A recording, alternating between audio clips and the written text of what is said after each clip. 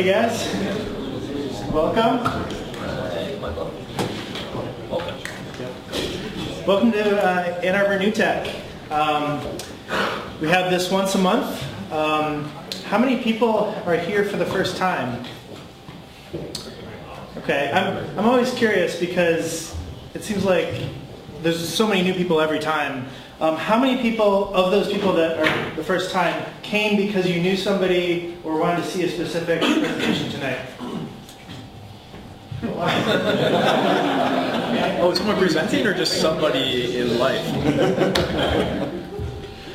All right, well, I guess I'll never know why you guys are here. Okay, so we usually have 5 speakers. Unfortunately, one canceled on us tonight, but we have four speakers tonight. The format is 5 minutes. They will talk to you, and then we will do 5 minutes of Q&A with the audience. So any questions you guys have for them, feel free to raise your hand, and we'll call on you and give the presentation. Remind them about talking. What's that? Remind the presenters that we have no mic. Yeah. For the presenters, we don't have a microphone today, so just make sure to project and speak loudly. Let's see, what else? So that's going to happen first, and then we're going to do like about a 20-minute networking session here if you want to stick around, ask the presenters more questions, or just talk among yourselves. There's a lot of interesting people here, so feel free to say hi to your neighbor and introduce yourself after the presentations. And then after that, some of us are going to go over to Top of the Park, which is part of the Ann Arbor Summer Festival. They have beer and other liquids and food, and food and music. So that's about 3 blocks away. It's directly north, so it's kind of hard to figure out, but basically that way. So you can either go this way or that way, take one of those roads, go that way, and then there's a lot of buildings in the way, but it's directly north. If you find Burton Tower, the big, tall clock tower, then you found it. Yeah, so there's a big clock tower right there. It's basically just north of the Diag. All right, let's get started with our first presenter. Hi everyone, I'm Steve Johanson. I'm with a company called Chain Toolworks. So I'm going to take you through a application I made for a local company called Mamasoft. Someone familiar with Mamasoft? A couple people. Yeah, they're growing here. They're in supply chain management or optimization. Supply chain management is probably the 3rd oldest profession. No one's got it right yet. Does anyone know what the 2nd oldest profession is? Thank you. It's generally known as accounting. I mean, the joke is it's accounting. You had to cover the books for the first. The law has to come out sometime after that, because now once the money's moving.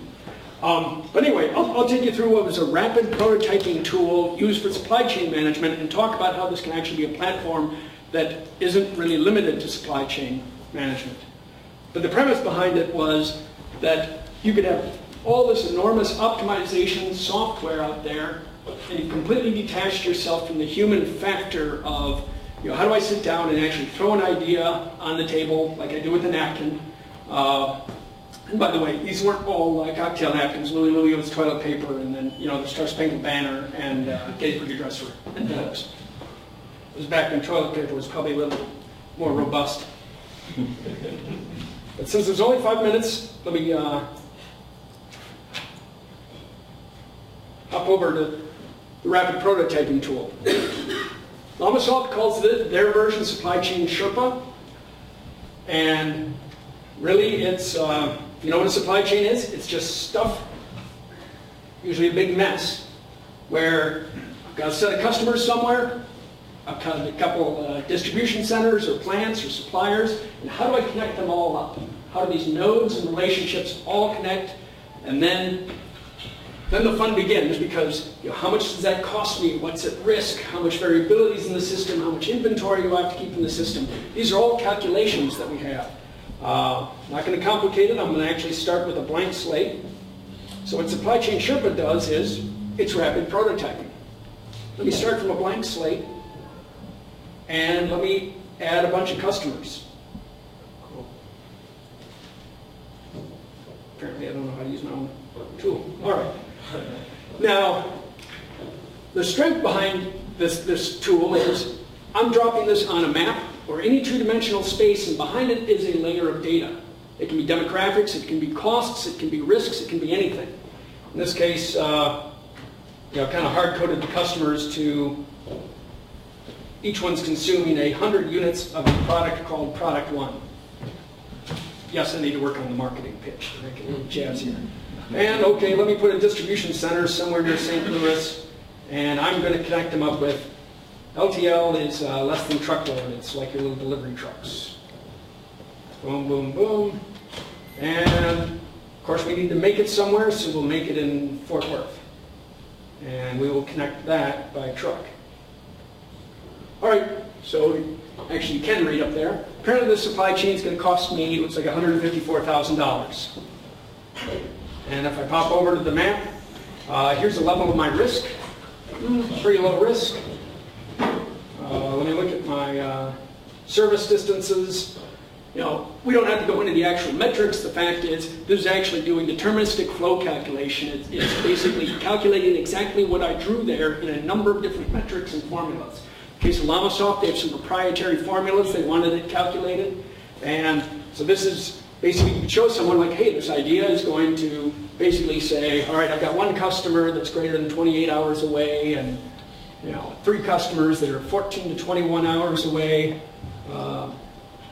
And you can probably pull 10, 20 graphs out of this thing. And if I go back to my map mode, I can go in and say, okay, well, let me create a duplicate. What if I were to say, all right, instead of having a plant here, I'm going to put it in Cuba, because they said they'd make it really cheaply for me. And if I go there, when I talked about layers of data, you see over here, processes. So if I go to Cuba, it's going to cost me $10 a case to make. I'm going to have a fixed cost of $100,000, and it's apparently 3 cents to send a product. Now, if I go over to my risk metric, looks like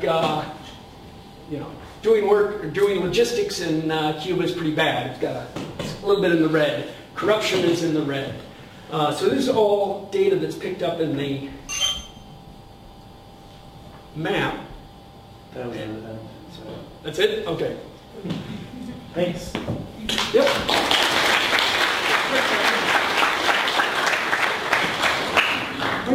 Can I answer any questions? So as this basically Can you use the mic on?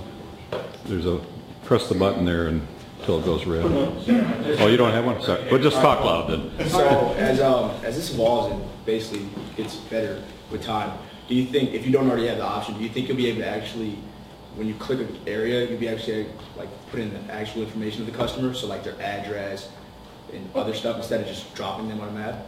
Yeah, certainly. And the first map I showed you actually was populated from an optimization software. Okay. So they designed the supply chain elsewhere, populated it to the platform, and then you could do what ifs, move stuff around.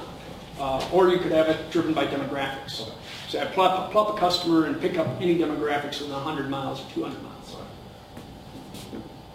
Anything else? Yeah. Can it be used how would it be used for real-time delivery, if it couldn't? And if it could, so if somebody was saying, well, add me to the route, buy now, and it's popped up on the map, would it reroute it, and how would that, couldn't it do it? Yeah, we hadn't really, it was intentionally not real-time, but people are using it daily, which is, let me see what, some changes happen to the route, a bridge is out. Let me quickly see what would happen if I went a different direction around the bridge or picked up other customers.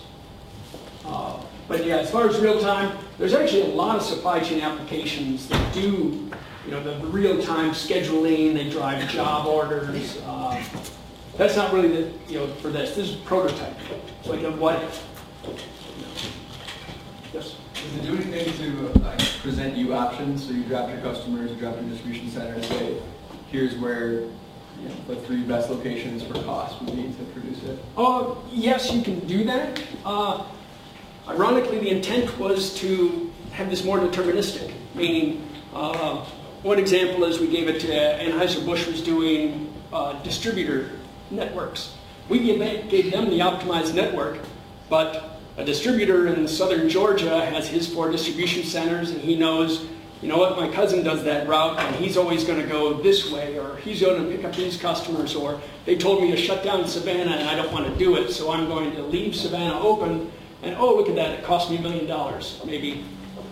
Maybe I should close Savannah. So it's more what we consider deterministic modeling. The real hardcore software does that mixed integer optimization. But this will have, you can push a button and it'll do the cheapest route for you. Okay. Oh, sorry. So I understand. So you built this product for Stock, or is it okay? Yes.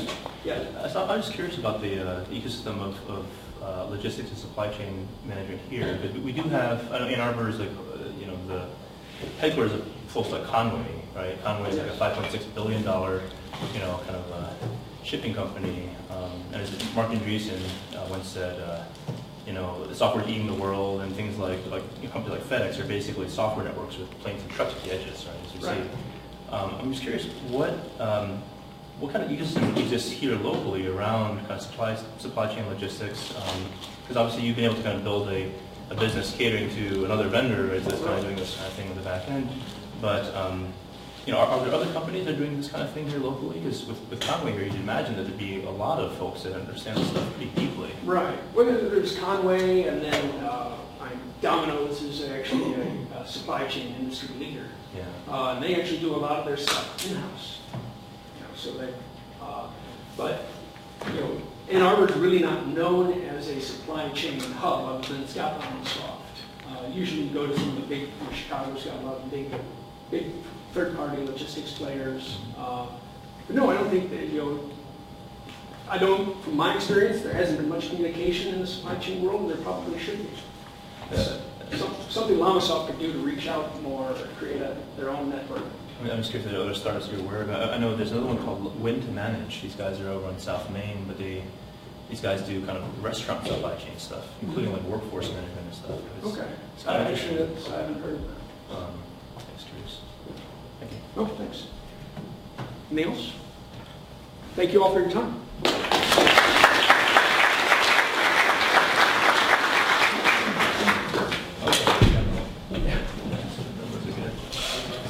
All right, you can come up and get set up while I'm talking. So while they get set up, one thing we usually do is community announcements. So anyone who has either an event that this community would be interested in or something else to announce like that. We'll probably also do a who's hiring. So how many companies in here are hiring? Can you raise your hand? Okay, let's just do a quick who's hiring right now. So what this is going to be basically spend like a few sentences, like a sentence like describing your company, what kinds of people you're looking for, and then people can go and kind of find you afterwards. Please keep it short, 30 seconds or less. Thanks. Let's just go kind of this way. So who over here? Let's just start. In the back. Hi, I'm Dr. Zelania Allen, and my company is Global Diversity Staffing, and we specialize in IT placements. And right now we have an immediate need for developers for both the Android and the Apple phones. Okay. Hi guys, Matthew Slacek. We're with a company called Contextual. We're an enterprise software company. Like anyone here, I'm sure we're hiring developers, full stack Ruby engineers, new software, VC funded software company up the street. Thanks guys. Hi everyone, my name is Shamir. I work at a company called Pure Visibility. We're an online advertising agency here. This is actually, I didn't even think of raising this, so it's good. This is a good opportunity. We're actually looking for an SEO team lead and an SEO analyst. So anyone who does that, come. I'm Hannah. I work for Cayman Chemical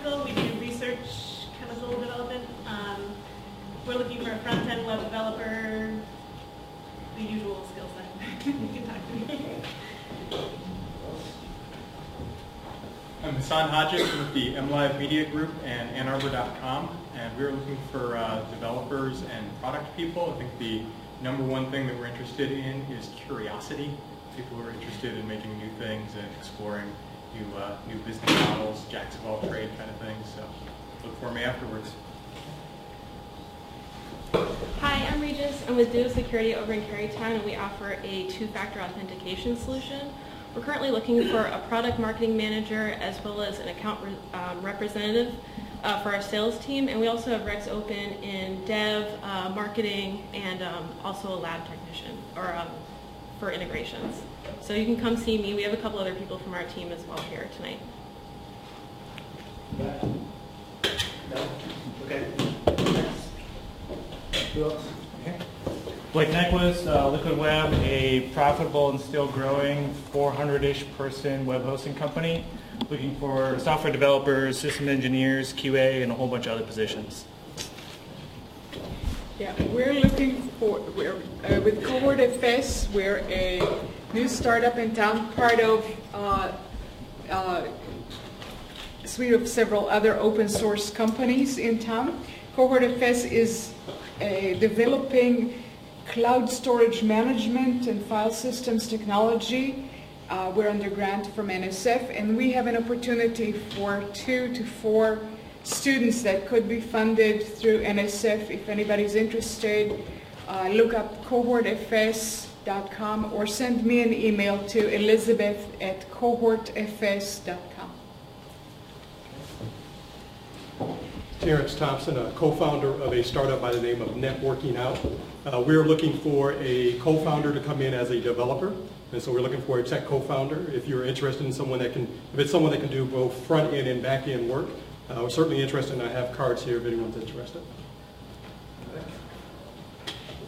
Hi everyone, Daniel from Mendes. I work for Wellness and Prevention at Johnson & Johnson Company just downtown on First Street. We're looking for developers, a whole bunch of other positions too, but I'm interested in developers, Java developers, or front-end mobile developers, experience, or just starting out. Okay. Who's next? My name is Eric Spagler with a company called ProQuest in town. I've got positions in software engineering, QA, security, and infrastructure engineering. Anyone else? There's somebody over there. Okay. Hi, my name is Kennard. I'm from Bitbox. Bitbox is a Bitcoin exchange, and right now we're looking really for people who are super passionate about monetary innovation and the opportunities there, and then also specifically people looking to develop financial products. Anyone else? All right. Go ahead. Okay. My name is Zach Merlat. I'm a co-founder of Socialline. My partner, Josh Nolan, I'm a co-founder of Socialline. We're going to show you a short animation of what our product actually is. It's a web-based social platform, and then we'll get into a little more depth through a traditional presentation. Introducing Socialline, the only way to truly connect my world anywhere. Let's build an experience together. This is my Socialline stream. It lies at the bottom of my browser and feeds me content to people who I've chosen and who I care about in the form of content blocks. These content blocks flow through my stream and are created by users who I follow on Socialline and other connected networks. When I click a content block, a content box appears displaying a full view of the content. Think of a content block as a link to specified content. In a content box, I can interact with the content. I can navigate to another web page, I can share the content, or I can simply close the box. By clicking the Socialline globe, I can offer my own content, adjust my settings, visit Socialline.com, or filter my results.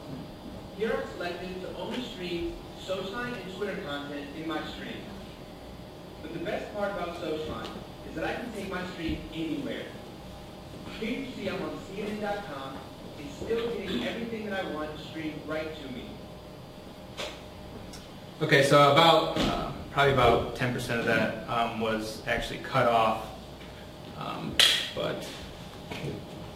So anyways, Now we're going to go a little bit more in depth about what you just saw in that video. Socialline has an integral function called the stream. Socialline has 3 exclusive content formats which users will use to interact with other people on Socialline. And these 3 content formats will be integrated into a stream in the form of a thought, a poll, and discussion. A thought is an inconsequential form of communication. Thoughts will be streamed in the form of observations and content to share. Thoughts will be stored with other local thoughts in an archive which will be found on a user's homepage. Thoughts can come in the form of a photo, a video, a link, or a text. The nature of a thought is open-ended. A thought is a 140-character limit. Research shows 140 characters of allocated space increases one's virtual feelings of wellness and can create for a more adventurous web experience. Next we have a poll. And a poll is a central host for peer-to-peer feedback. It allows users to derive explicit opinions from their peers on subjects that they choose. A poll can also be a way of informal data mining. So let's say a user goes ahead and streams a poll for social data, but a business wants to go ahead and engage what their audience is thinking about a certain product. They can use that as informal. But we also have what's set up called a poll package. And a business can purchase a poll package, and we offer them statistics such as voter frequency, voter demographics, voter tendencies, point of contact, and activity following viewing specified content. And lastly, we have a discussion. And the main focus of a discussion is to invite feedback on a specified topic. When a user is looking at a discussion, it's an inviting place for different opinions, so it takes a lot less nerve to contribute to as maybe a Facebook post or a thought or even a tweet. Discussions can be open and private. And for instance, if CNN streams an open discussion, anybody who's following CNN can interact with or view that discussion. Let's say I want a more informed opinion and I stream a private discussion. The topic is NSA, the recent news with the NSA. So I can go ahead and stream a private discussion to people who I know are in this A2Newtech meetup. LinkedIn networks. So in addition to Socialline content, other LinkedIn networks will be hosted on Socialline's bottom line. So for instance, Socialline, Instagram, and Facebook could all be going across the stream, and the user will be able to interact with this content anywhere on the web at any time, as long as they decide on the Take My Stream With Me option before they leave the host space of Socialline. And product aim. One of our main product aim is to improve the way people connect. With our horizontal and flowing distribution, we introduce a brand new way of viewing, interacting, and navigating content. The mobility of the stream allows users to have more in the same space as before. So our Take Stream With Me is almost like a mobile phone on the web. And the diversified content allows the user to never have to commit to one place. It can get content from any network, any site it wants, wherever it is. Promoted content and data mining can be a source of monetization for Socialline. So for instance, AT&T released a promoted poll asking users which phone they prefer between the iPhone 5 and the Galaxy S4. Socialline will promote the poll, which will allow AT&T to get a larger sample distribution for more feedback. AT&T will then be able to allocate production costs to the most preferred phone in efforts to perform more efficiently in the market. That's time. Okay. Okay. Thank you.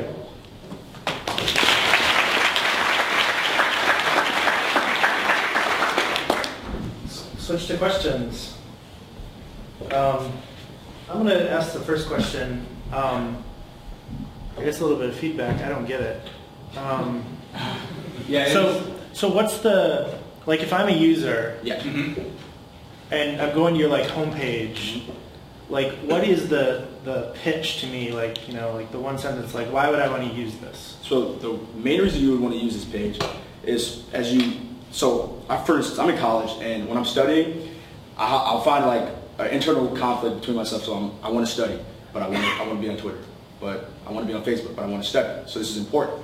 So an option we give to users is basically you can have a stream where you have study material coming through. So if you decide to link in LinkNotes or something, you can be on Facebook or on Twitter interacting with those people with LinkNotes coming across. So say you're studying for maybe an econ test. You can have econ coming across, and so basically it'll come across whatever you decide to link into that stream. You'll be able to click it, it opens up, you can do a little bit of quick studying, close it, and you'll still be on Twitter, interacting with Twitter. You can do the same thing. You could be on Facebook looking at Twitter's information. You could be on Twitter looking at Facebook. Or vice versa. We could be looking at research and having your social stuff stream through, so you're really never out of the loop. And some of the graphics, for some reason, with the video didn't display, and like I mentioned, 10% was cut off the side, so it might have been hard. And since it's an entire web platform, a website, it's kind of hard to go through everything in just 5 minutes. Okay, so I guess to summarize, it's like a way of multitasking. Multitasking, yeah. Exactly. So you're on one site and you want like a bunch of other little bits of content to flow by. So you can click it. It's not in the way. It's not interrupting. You click it. Content box comes up. Interact. Close it. Go right back to what you're doing. So the way we're being programmed right now, with all the stimuli that we're receiving through new innovations, social platforms, people are being programmed to be ADD. They can't pay attention to just one place at once. So this basically is convenient for those type of people. So with the spirit of Kyle's feedback, I would recommend using that as your demo as opposed to what you showed. Because what you showed was, here's yet another social platform that's different than the other social platforms that you know about, which isn't compelling. Maybe it's an integration of existing social platforms. As well as exclusive content tool. Which is kind of maybe compelling. But your ADD, and bringing in other content that's not social content, that might be compelling. So just maybe change your... Yeah, you'll have the option. So you'll have a social stream as well as a news stream as well as a shopping stream. So show that in your demo. Yeah. Because you didn't. All right, thanks. How do you make money? How to make money? So we're going to make money through promoting content. So we were going to give an example. Well, I gave an example. I think I ended with an example of AT&T doing a promoted poll. So if AT&T wants feedback, and they don't want to necessarily, since we have the database and the traction with a lot of people there at once, AT&T can pay us and they can promote a poll. So when they promote a poll, it'll be a simple question, asking a general question just because they want informal feedback. But behind that informal feedback, basically, obviously, you guys pretty much know about the behavior of social networks, cookie trackers, things like that. We'd be able to get other information from the people, like response time, possible response bias, that we would basically formulate in a poll package and sell it to AT&T. So if they're like, you basically use us to come with a new campaign, then they could be a repeat customer. Okay, so there's like a million sites with a million users. How do you get a million users then, since you're... First off, with the integrated networks, by allowing you not to have to restart, essentially, by saying, hey, you can bring your Twitter, your Facebook, your Tumblr, whatever you want to bring, it's a lot easier for a user to say, hey, I'll sign up for this in LinkedIn and actually use it. And we foresee once you use that stream and you're able to take it with you, and you're never out of the loop, users are going to fall in love with that aspect of it. Yeah. What happens if I have a coughing fit and just a couple messages? Because it's going to come through about 3 or 4 times before it disappears with new content. Yeah, and like I said, it'll be stored in the archive. So we have an algorithm derived that it's going to be based off of how many people you're actually following and how much new content appears in a specified amount of time, so that for a user, it's not just going through and they have to watch the stream closely. We also have a function where, say I'm interested in what you say, and when you stream something, I can have my stream either flash or just ding, so I know, hey, somebody who is overly important to me just streamed something, and then just download, I see your name, and there you go.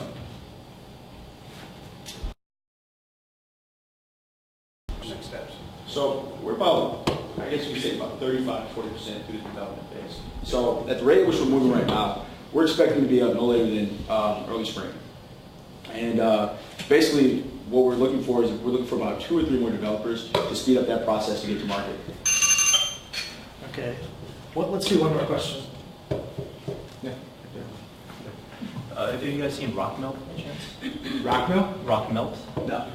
So Rockmelt is actually a fellow who actually did really well. A guy from Ann Arbor who invented LDAP, Tim House. Used to work with at the Center for Information Technology Integration, but he invented LDAP, went to Netscape, did so at AOL, went off to do a company called LoudCloud, Opsware, sold to HP for $1.7 billion, and now he's doing a social browser called Rockmelt that didn't really work. And the elements of what you guys are doing are kind of similar, and I encourage you to take a look at, because those guys went off and raised a bunch of money. Yeah. Of course he could, right, because his co-founders were Mark Andreessen and Ben Horowitz, so we use Horowitz now. But I encourage you to take a look and see kind of their story, because they had a lot of money, they spent a lot of time to build a kind of social browser that didn't really end up sticking. I think it wasn't because of technology. The technology was all there, but customer acquisition and monetization, all sort of stuff is a little bit of a challenge. But and we believe timing has a big thing to do with it. So I don't know how long ago that was, but it's current, but they pivoted. But you're right. Yeah, we believe timing has a big thing to do with it. Because a lot of things we see now, so we see a lot of people streaming polls, but they can't really get concise feedback because the format's wrong. And then we see a lot of people who, you know, my friends and myself, I have a ton of tabs, and it slows my computer down. I'm like, wow, it would be more convenient if I just had this in one space prioritized. Yeah, that's mean to say, you know, Snapchat can go and raise a $1 billion valuation. Yeah. But they're not that many Snapchats. You know? Yeah. Cool. Thank you.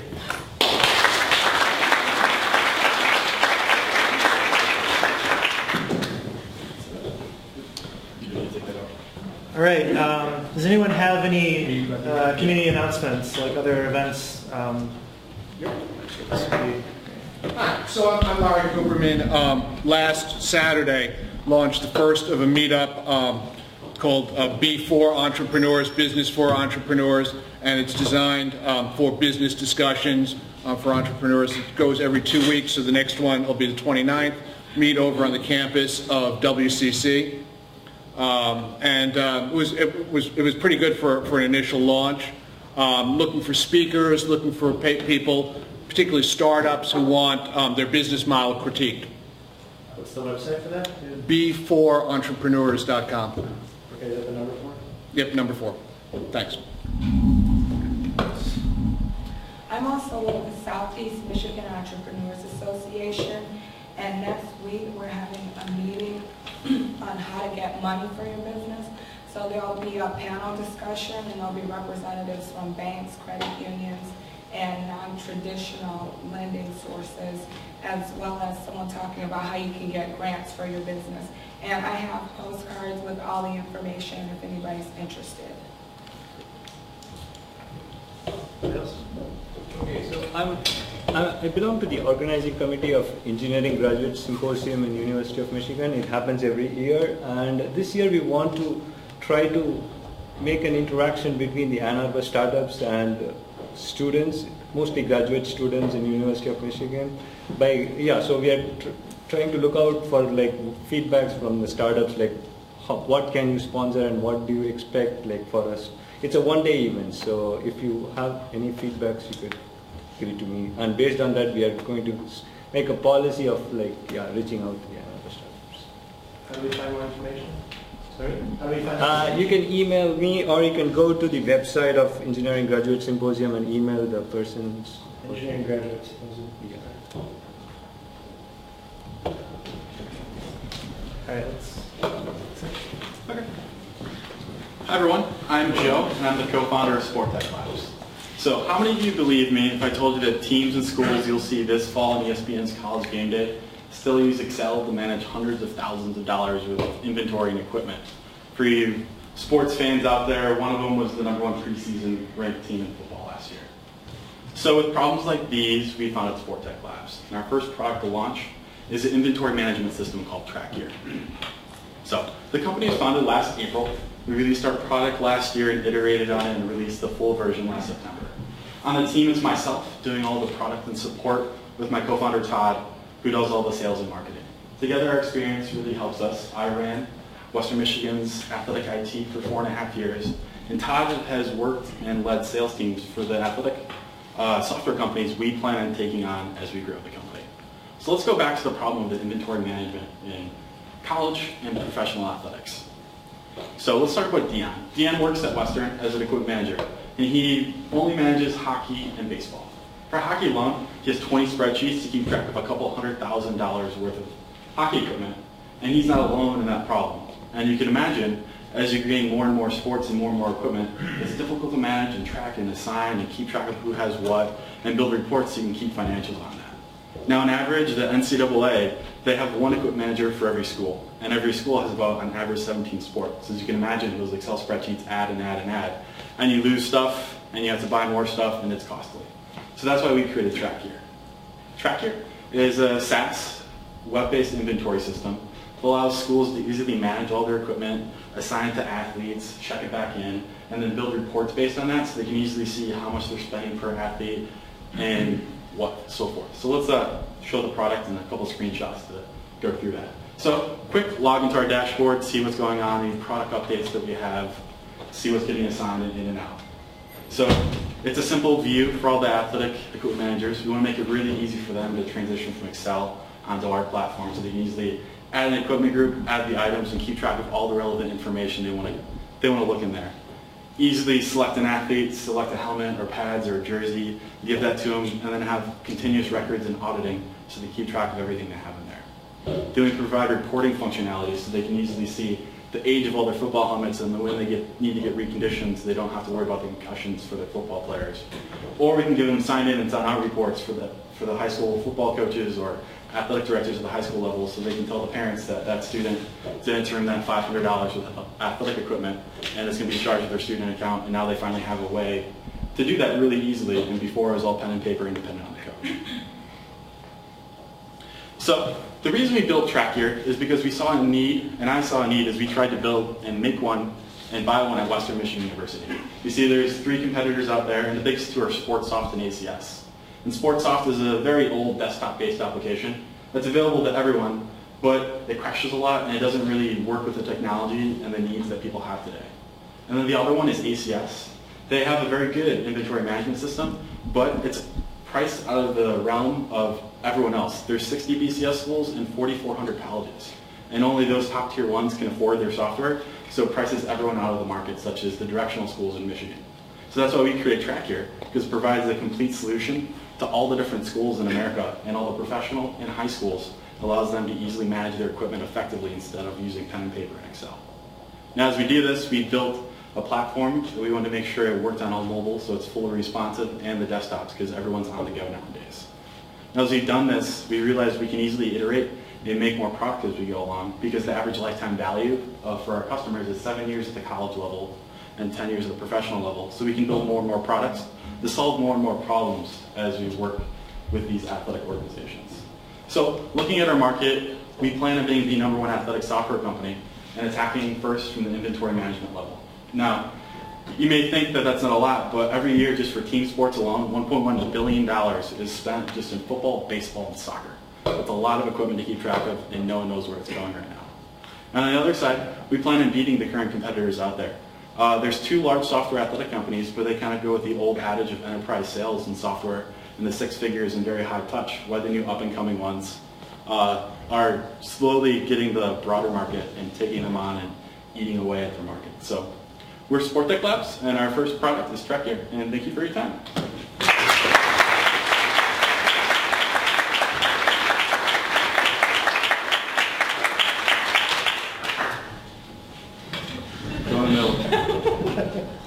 How do you price that? It's priced from $300 to $500 a year. By what? It's the bottom level is just a few sports, and then it's unlimited, and it's based on the number of users you're using in there. So it goes from a couple to like about 10. So it's priced for the community level, the high school level, and the college level, and the professional sports. And it's based on the users and the average number of employees that will use their software there. Is it people logging in, or like will inventory be tracked for like? That's the number of people logging in. Okay.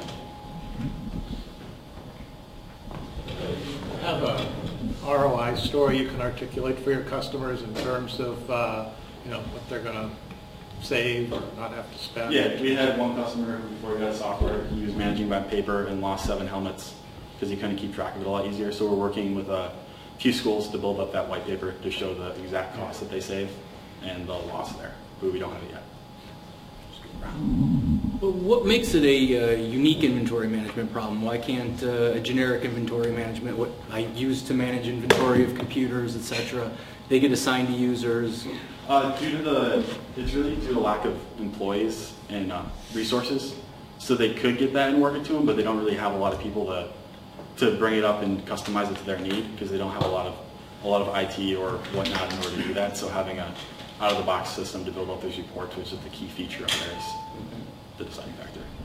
With regards to the NCAA piece specifically, is there an open area for you to also assist with compliance management? Yeah, we have a big auditing report that allows you to go through all those history and stuff that we contacted compliance directors to get all that stuff with there. What format do you use to track the assets? Is it like barcodes or RFID or? They can use barcodes, or they can just assign it based on just the item name in there. It's their choice on how they use it. And is there any scope for expanding into other fields rather than sports, like tracking assets for other businesses? We've looked at, just from a ton of feedback from athletic directors, bands, because they kind of share some budgetary things, and it's very easy to move that product and fork it to do that. So if the average lifetime is 7 to 10 years, depending on the market, it sounds like it's a pretty sticky product that people stay with. So how do you intend to dislodge some of those other competitors? You have any interesting ideas about? Right now, we spent a lot of time on making the onboarding process very easy for them, and to do Excel spreadsheet imports of their previous inventory and their athletes to make it really easy for them to get on us and not too hard. What's your exit strategy? It's really solid, and from what I'm seeing in 5 minutes, obviously, but it seems like what do you want to do with this? We want to make it a long-term company as the outlook, but we've already received acquisition offers, but we turned them down because we want to grow big. We've got one. Just a comment and a question. It seems like you're tapping into a market that has unlimited potential. I mean, I don't know how many people here follow sports, but take a look at what Oregon with their uniforms and their helmets.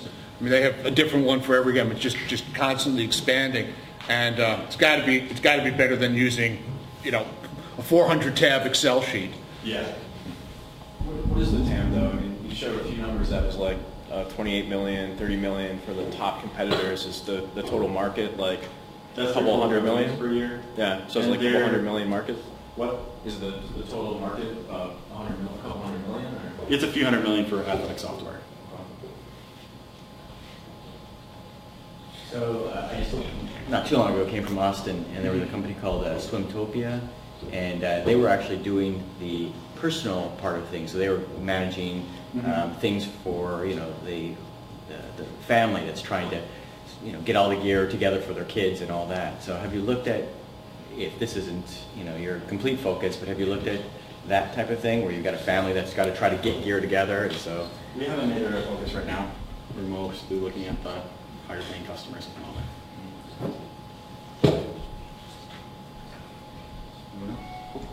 So you mentioned wanting to do something different than most of your competitors that are doing kind of traditional enterprise field sales. How are you thinking about customer acquisition? We're trying to do a mix of both trade shows and then online acquisition with SEO and then paid marketing. One of the companies, Hull, they're based out of Nebraska, and they're killing those other two guys because they're doing the 800 to 3,000 for high schools and colleges, and the other three are doing six-figure contracts, and they're just eating away at the revenue due to the ease of use of getting those guys onboarded and making that really easy for them. Yeah, low cost of acquisition. So with the the 5K was it ASP? I mean, how many schools exist that you could actually address? Like kind of in John's point around TAM. I have no idea actually how many different potential customers there are actually that you could get in the US. Yeah, so we segment it into the professional, college, and high school markets, and there's 400 professional, 4,400 college, and like 2,700 high schools. So we 7,500 customers. 7,500 customers times 5,000. So it's, yeah, it's 35 million. Yeah. And what are you looking for right now? What's any ask for the? Oh, we're waiting until the July 1st of the fiscal year to bring on like 3 big name customers, and then we're going to go racing angel round. Okay. Good. Thanks. One more question, if anybody has one. Is this the end of that? Did you raise money yet, or? Oh, no, not yet. We're about to. Cool. Thanks.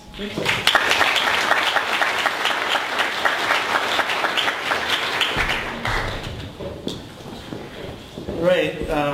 Any more community announcements? This gentleman here with the camera. Nerd Night Ann Arbor is Thursday at Live. at 6:30. It's kind of like a TED Talk with drinks. Yeah, just Google Nerd Night Ann Arbor. You'll find it. I also want to say Coffee House Coders is an organization here in Ann Arbor. We used to meet every couple of weeks. Over the summer, we're meeting once a month. The next one is July 11th. This is a group of people where you bring your laptop, you help each other to code, basically. So no experience required. Just bring your laptop and something you want to, like a project you want to work on, for like a software project, and we'll help you out, or find somebody that can help you out, and just be willing to learn. So July 11th. The website is annarbor.coffeehousecoders.com. Okay. All right. Hi, everybody. My name is Mark Crawford. I want to talk to you about LinkNotes, and I'll try to be really brief because I don't want to stand in between you and any beers. All right. So, first of all, I just want to talk about QR codes, and so I think that they are really awesome. In case this crowd is probably up to speed on them. But if you don't know, they're basically 2D barcodes, and they can encode information messages, and they can be decoded, for instance, with your smartphone with a special app. And it supports lots of different data types, and so everything from email addresses, contact information, web links, and so forth. And, there you go. It's a little distorted, right? And so it might not work. But as awesome as QR codes are, right, there are some challenges, right? So this is a Tumblr website called Pictures of People Scanning QR Codes, and this was created about a year ago, and there still aren't any posts, right? So I get the joke, and so I think this presents an opportunity. Why is this the case, right? And so we have the rise of the QR code. And I think that we all can agree that there's been a very hasty, enormous exposure for this technology, driven by magazines, but consumer adoption has been relatively slow. So I think the question that I ask is, why is this the case? And there are probably, I think everyone in here probably could have an opinion about this, but here are my ideas. And so I think part of the problem is that it's been mainly a push by marketing departments. And I think as a result of this big push, it's been an inconsistent reward for scanning. And so you scan, maybe you're taken to a regular site, it's not really customized for your mobile device and so forth. And I think in terms of just the average Joe using QR codes is really challenging because it can be hard to create, requires special software, and people just don't understand the process. So, what's a potential solution? And this is LinkNotes. So these are basically sticky notes with pre-printed unique QR codes. So, okay, a little bit more about LinkNotes. So sticky notes are basically over $1 billion market. Lots of sales, and so I'm sure everyone in here has them at home, right? Stuck all over your computer. So LinkNotes, I think, will give power to the people. And so this basically makes QR codes accessible to everybody. When using a LinkNote, this basically provides a customized, consistent experience for mobile devices. So when you scan it, you know exactly what you're going to get. Easy to use, and there's no printing required in order for everyone to use this type of technology. Okay, so let's go through a quick scenario in terms of using a LinkNote. So first, take your LinkNote and you go ahead and write your message, right? Next, take your smartphone, scan the QR code, and then you route it to our web app. And there you can go ahead and upload your online content, or you can add a comment, you can post pictures, you can add a link, and there's more options that you can do. Okay, now your online stuff is linked to your LinkNote. Now getting back to your online items is easy too. So you just scan your LinkNote again, and your stuff magically appears on your smartphone, right? So I think that there are many different use cases for LinkNotes. I think we've all been involved, for instance, in brainstorming sessions, and everyone's giving sticky notes, and you have to plaster them on the wall and share your ideas. Well, LinkNotes can be an enabler in terms of being able to add more collaboration and commentary and get more input from people and have it captured in an online format, linked to your real world. Okay, so this is my ask. Okay, so I'm looking for folks. So if you're interested, looking for business folks, developers, sticky note fanatics, and there's my contact info. How come you don't have a QR code on there?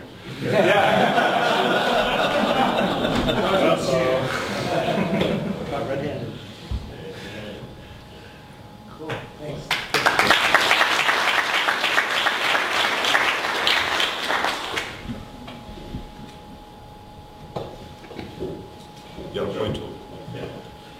So what I saw was you used the sticky note and a QR code basically to get people to go to an online collaboration platform.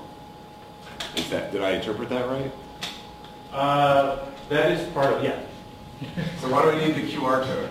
Why don't I just say, hey, go to this Confluence site or whatever? Yeah, so the example that I used is, for instance, you can go basically to, you can even go to TechArt or any place like that where they have a wall where they're collaborating and they have sticky notes plastered all over everything and comments and ideas that they're sharing, right? So you're in a group environment. And so I think what LinkNotes does in that context is that it allows other people to come around and see the information that you provided on your sticky note and then give more feedback without trying to scribble down onto your sticky note. Another use case is just for individuals in general, right? So one of the things I mentioned is that QR codes are not necessarily really easy for the average Joe to print, right? You have to go to a special website or download special software, and then you have to print it out, and then boom, share it with someone, all right? But using a link note, you just take your sticky note and slap it onto your flyer or share it with someone else, and you can link that link note to whatever you wanted them to go to. You could route them to another website. You can collect comments and feedback and things of that nature. I didn't actually go into all the details in terms of what you can do on the collaboration side, but you guys can use your imagination in terms of what you can share. Yes? So I just want to make sure first, each note has its own unique... That is correct. Okay, so it's a unique link. Now, are you hosting anything in terms of the collaboration, or is it just an intermediary that you say, okay, this note goes to this link here? Yeah, so we do provide the options that we can post content, pictures and videos and comments, things of that nature. But you can also just, we have basically a dynamic redirect, right? So we can just basically allow you to redirect that link note to wherever you want it to go, to your own Google page, Facebook page, or whatever it is, website for your event that you want to share. Or a corporate page. Or corporate page, or whatever it is. Yes? There's a company that did this previously. Actually, there's another U of M alum named Billy Chasen who did a company called Sticky Bits. Have you ever seen that? Yes. And Sticky Bits was an idea that was similar. It didn't really pan out. They got funded. They ended up pivoting, and he was the founder of Turntable, right? So Turntable FM. Yep. So that's what they did. But with Sticky Bits, I don't really recall what happened to that company and why. Yeah, I mean, when you look at the technology, it's basically QR codes printed onto stickers, right? And so you take the sticker, then you put it on something. And so one of the things that I'm trying to address is that I think that's a little bit outside of the norm scope of what people have on their desk already. You probably on your desk already have a stack of sticky notes, right? And so this technology goes right in hand with what you're already using, so it becomes, I think, more natural. Yes? How do you plan to gain traction enough to monetize? Right, so monetizing, you sell these, right? And part of the idea is, right now our technology is patent pending, right? Hopefully, if we can get our patent, we would like to license that and probably partner with some larger entities. Yes. How much does it cost compared to vanilla sticky notes that have these individually customized notepads? Yeah, well, I mean, how much does ink cost? And so essentially, that's really the cost in terms of what would be above and beyond, the normal cost of a sticky note. But each one has to be unique, right? So yeah. It's not just like running stationary run. Yeah, that's true. But there are already technologies, there are already companies out there that do have the capabilities in order to print individual elements onto a sticky note. Is it like 10x or 100x or 1000x in terms of cost though? Well, it really depends upon your volume. And so Some of the partners that we looked into in terms of doing there's no additional cost in terms of handling the complexity. It's the standard cost for doing customized printing onto sticky notes, right? So that's a big business in of itself. Mark? Yes. The question that I have relative to cost, just to follow up on that, is the cost of putting it on the media is one aspect of it. But if I have a stack of 200 sticky notes, and I'm your target customer, I use sticky notes all the time. I've gotten rid of wallpaper, I just replaced it. But it's not the cost of actually printing the physical media. It's the cost of having each one of those redirect to a unique website or a unique web link that I would see as being cost. Well, that's actually almost free, right? I mean, that's all software.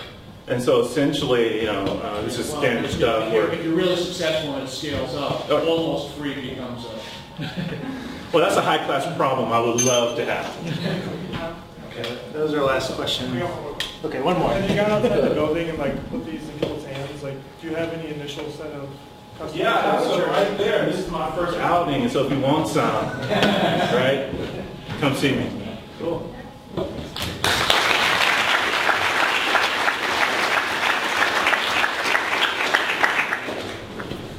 All right, that's it for this A2Newtech. Stick around if you want to talk to people here. And then let me take a survey. Who's going over to the Grove tonight? Raise your hand. Who's hosting at the Grove tonight? Okay, find one of those people and follow them.